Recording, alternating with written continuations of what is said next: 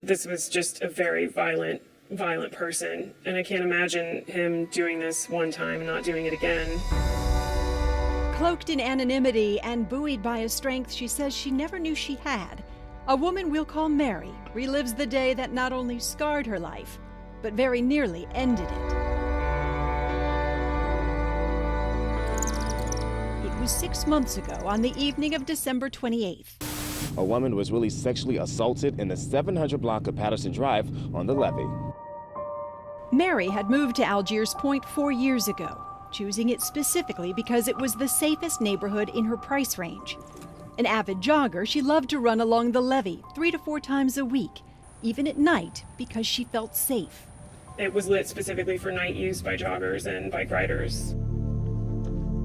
Mary would enter the levee at Elmira, jog down to Old Point Bar, turn around and run back. But this night was different. I was running pretty quickly, so I saw him, but I didn't think anything of it. He just looked like a normal person sitting on the bench. The man who would attack her stopped her in her tracks right about here, as she put it, one bench past the Old Point Bar. She said he tackled her from behind with such force, she lost her breath, only to lose her ability to scream when he covered her mouth. He dragged her to the water's edge, where at first she thought she was about to be robbed. But then he told her he had a gun and exactly what he planned to do next. He whispered to me that he wanted to, sexually assault me.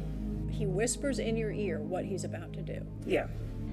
Mary struggled to scream, but each time he'd shove her face in the dirt and choke her until she couldn't breathe. But at this point, she could still see. The man on top of her was well-groomed, wearing a white shirt, black shorts, and tennis shoes.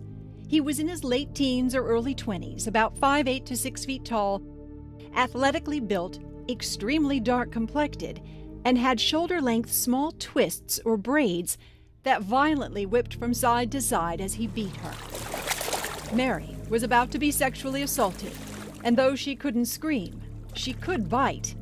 At the point at which he did overpower me and I couldn't fight back anymore because of that, he sexually assaulted me, and I saw an opportunity to injure him.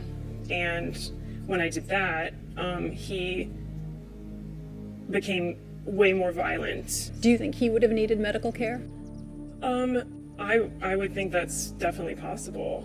It was then the attacker's anger turned to rage. He then beat her so badly, metal rods now fit where bones once did. Mary was barely clinging to consciousness when her attacker finally fled. I kept trying to stand up, and I couldn't. I kept collapsing back down, and I couldn't figure out why. And I couldn't crawl either, so I started dragging myself on my back through the dirt with one hand. Eventually, a jogger heard her screams and came to her rescue, followed quickly by NOPD sex crimes detective Kevin Richardson. This was bad. This is about as bad of a crime that can be perpetrated against a person.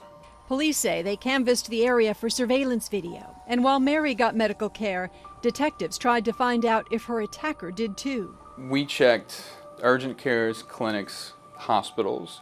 We checked everything that we could.